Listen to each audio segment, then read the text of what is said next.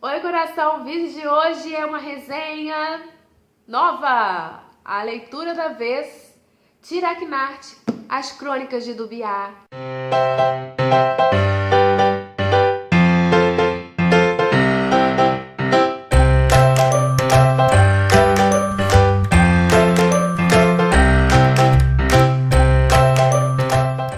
Tiraknath, As Crônicas de Dubiá, ato 1, é da editora Interagir, ó, tá? Eu infelizmente não achei esse livro ainda em nenhuma loja virtual, nem nada, mas eu vou até entrar em contato com a editora para saber, e até se eu conseguir isso a tempo desse vídeo ir pro ar, eu vou colocar aqui no box de descrição, se você tiver interesse em ler. Eu ganhei praticamente do próprio autor. Eu trabalhava com o primo legítimo dele, primeiro grau, né? E ele ficou sabendo que eu gostava de ler numa das nossas conversas de trabalho e tal. Ele falou: Gisele, eu tenho um livro do meu primo, eu vou te dar, porque é um livro bem grosso, eu não consegui ler ainda, mas é um livro bom, você vai gostar. Enfim, ele me deu, e assim, eu me sinto lisonjeada, sabe?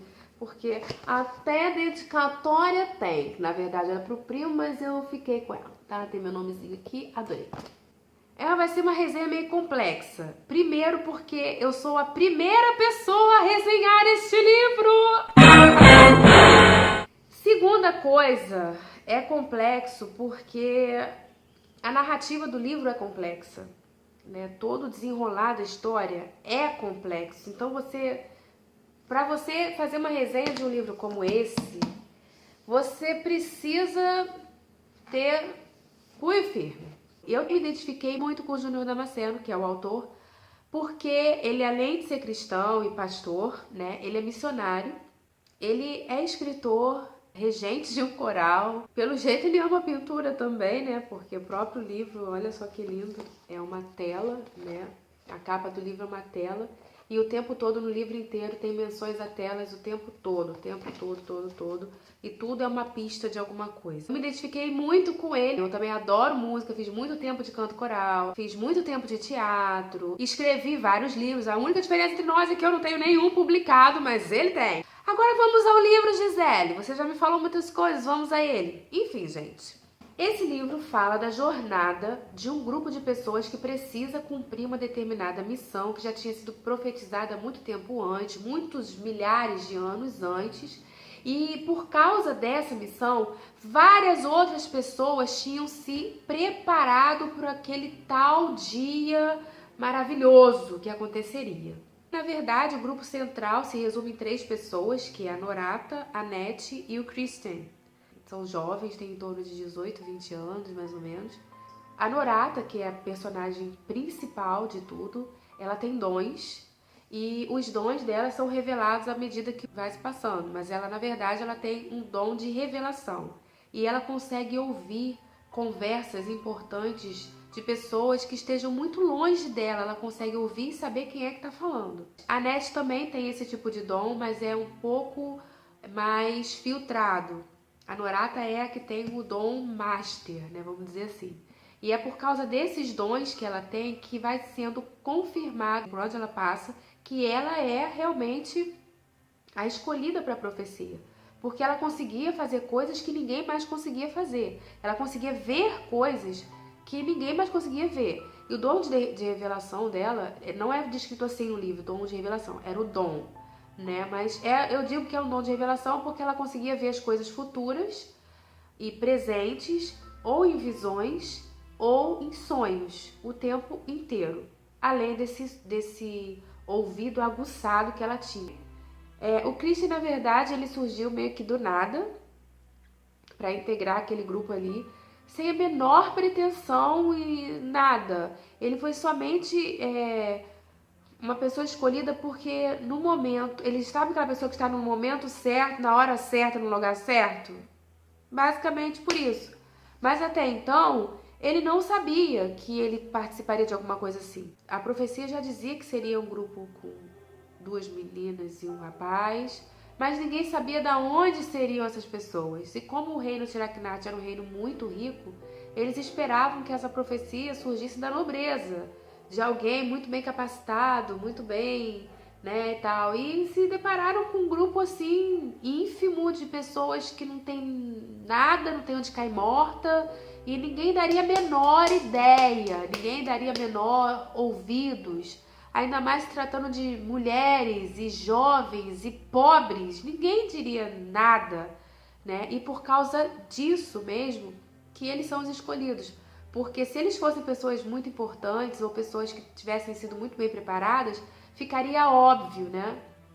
Eles têm que passar por praticamente o reino inteiro. Inteiro. E acontece muitas coisas. O reino fica entre o oceano e as cordilheiras. Eles precisam chegar até Dubiá. A missão deles vai até Dubiá. Esse grupo precisa ir aos confins da Terra para a causa da luz, porque as trevas estão pegando tudo, e se calhar de um determinado troço cair na mão da pessoa errada, acabou o planeta, acabou o mundo, acabou tudo.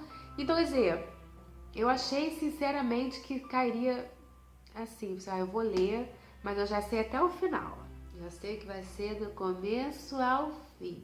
É o bem contra o mal, isso é óbvio. E para minha surpresa não foi nada daquilo, muito pelo contrário. O livro é o tempo todo cheio de altos e baixos, altos e baixos, altos e baixos.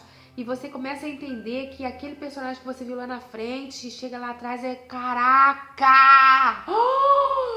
Porque assim que a gente começa a ler, você fica muito perdido. Você, meu Deus, o que está acontecendo? Ah, tá no reino. Aí no reino aconteceu isso, aquilo.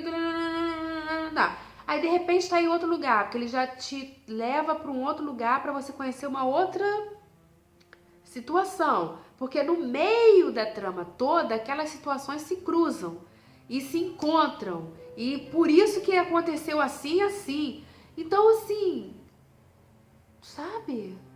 É complexo. As primeiras páginas dele, né, sinceramente, são muito sacais, porque o autor não revela os personagens em si, mas revela os fatos que estão acontecendo com determinadas pessoas. Ele também não revela o nome. Então, o tempo todo tratando todos os personagens com os pronomes pessoais. Ele, ela, Por causa dos pronomes, você se perde toda hora. Quem é ele agora? Quem é ela agora? É ela! Não acredito! É ele!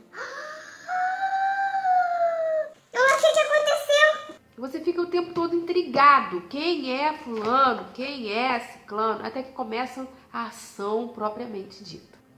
Existe muita falsidade no meio de muita coisa que era para ser sublime, que era para ser maravilhosa. E o autor vai te mostrando, preste atenção naquilo ali. Por isso mesmo que os personagens secundários, eles não têm importância. Não é que eles não tenham importância, eles têm, mas o autor faz você prestar atenção no que ele quer e por isso ele não dá nome aos outros. O que eu achei muito interessante é a colocação da mulher em primeiro plano. Muitas coisas que acontecem, tem sempre uma mulher como coadjuvante ou personagem central daquilo ali. E eu achei muito legal, muito legal esse empoderamento feminino que ele levanta, que ele exalta no livro. O que eu achei muito legal nesse livro é o tempo todo as cutucadas que o autor dá em situações do nosso cotidiano, da política, da discriminação.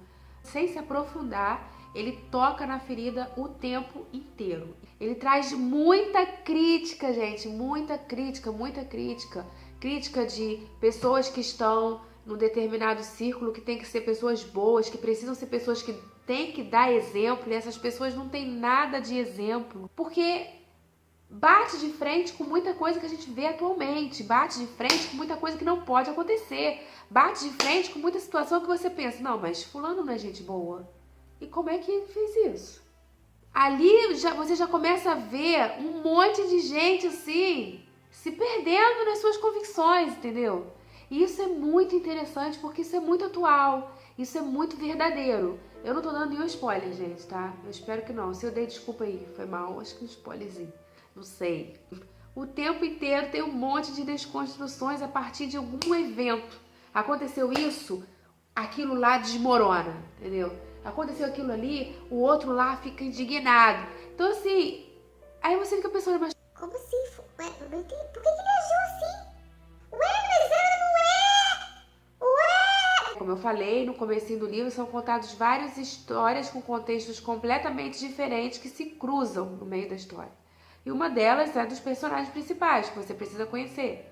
E o livro todo vai se desencadeando nisso, numa sucessão de acontecimentos isolados que no final das contas não tá tão isolado assim, que você tem que prestar atenção nos detalhes de cada coisa. Muito detalhe. Foi até bom eu falar sobre isso, para não esquecer, porque isso é uma coisa muito característica desse livro. Os detalhes. É um livro muito, muito, muito, muito, muito... Ah, tô ficando cada dia melhor.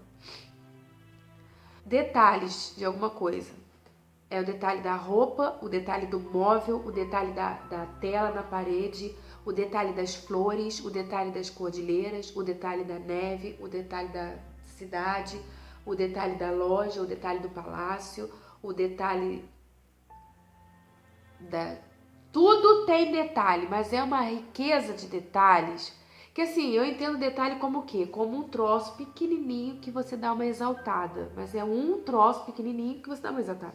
Nesse livro são vários troços pequenininhos que são exaltados o tempo inteiro. O tempo inteiro. Do começo ao fim.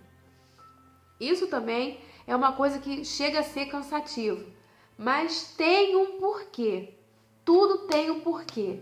Essa exaltação de detalhes são necessárias. Então, preste atenção nos detalhes. São muitos, então preste atenção. No final desse daqui, você pensa, como assim? Por favor, não faça isso comigo. Não faça isso, Fernanda Damasceno. Isso é muita emoção com uma pessoa só. Mas o livro é muito, muito, muito interessante.